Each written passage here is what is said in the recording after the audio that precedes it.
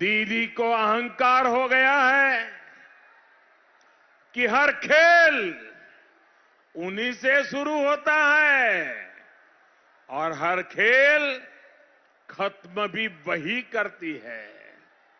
और इसलिए वो कहती है, खेला होवे, खेला होवे।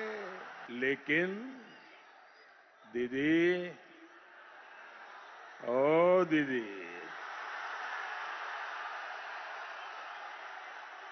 आदरणीय दीदी, ये मत भूलिए, ये लोकतंत्र है, लोकतंत्र। ये जनता जनार्दन, ये भगवान का ही रूप होता है। यहां खेल भी जनता ही शुरू करती है और खेला शेष भी जनता जनार्दन ही करती है। भले ही टीएमसी सुप्रीमो मुख्यमंत्री ममता बनर्जी के प्रति नाराजगी रही हो, पर बंगाल की बेटी पर भाजपा के स्टार प्रचारक प्रधानमंत्री नरेंद्र मोदी का बार बार यह कटाक्ष दीदी और दीदी कम से कम बंगालियों को नहीं सुहाया। इस कटाक्ष ने भी अन्य कारणों के साथ ही पश्चिम बंगाल में संभवतः भाजपा के बढ़ते कदम थामने में महती भूमिका निभाई। एक बार तो लग रहा था कि पश्चिम बंगाल भाजपा चमत्कार कर सकती है, पर ऐसा नहीं हुआ। मोदी की 20 चुनावी रैलियां और अमित शाह की 50 से ज्यादा रैलियां, रोड शो के बाद भी वह असर नहीं दिखा जिसकी उम्मीद की जा रही थी। ममता पर किया गया दीदी और दीदी कटाक्ष का करारा जवाब वहां की जनता ने भाजपा को दिया। 2015 में सिंगल डिजिट में सीट हासिल करने वाली भाजपा ने 2019 के लोकसभा चुनाव में 18 सीटें जीतकर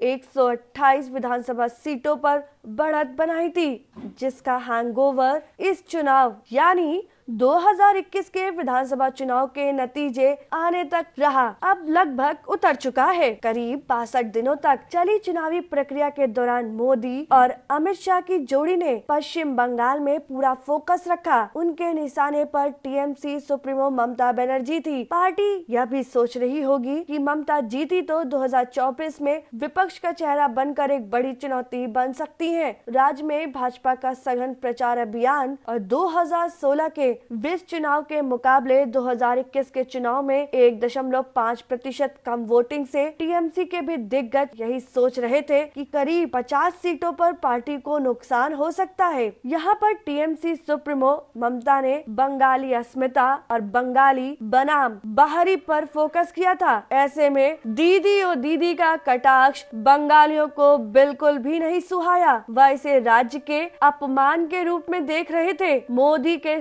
कटाक्ष का बदला लिया गया और यह बदला यहाँ तक पहुँचा कि भाजपा के बड़े बड़े दिग्गज और टीएमसी से भाजपा में शामिल होकर मैदान में कूदे नेताओं के हाथों तोते उड़ चुके हैं। इस चुनाव में अनुमान है कि टीएमसी को करीब 50% वोट मिला है। 2011 में टीएमसी को 39.79%, 2016 में 44.91% वोट मिला था, जबकि 2019 में लोकसभा चुनाव में टीएमसी ने 43.6% वोट हासिल किया और भाजपा 18 सीटें जीतकर 40.60% वोट हासिल किया था। इस चुनाव से पश्चिम बंगाल देश में विपक्ष की राजनीति की धुरी बन चुका है। ममता बनर्जी के बिना विपक्ष की मजबूत राजनीति की परिकल्पना भी संभव नहीं होगी। दीदी के सियासी सफर में यह चुनाव एक दिलचस्प मोड़ पर है। जब लोग दीदी में देश का पीएम बनने का कंटेंट देख रहे हैं, वह 2024 के संसदीय चुनाव में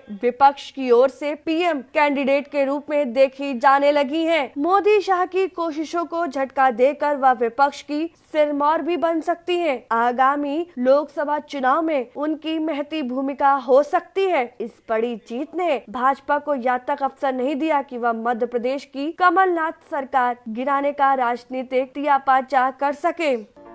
अगर आपको हमारा वीडियो पसंद आया हो तो इसे लाइक करें, सब्सक्राइब करें और साथ ही बेल आइकन दबाना ना भूलें।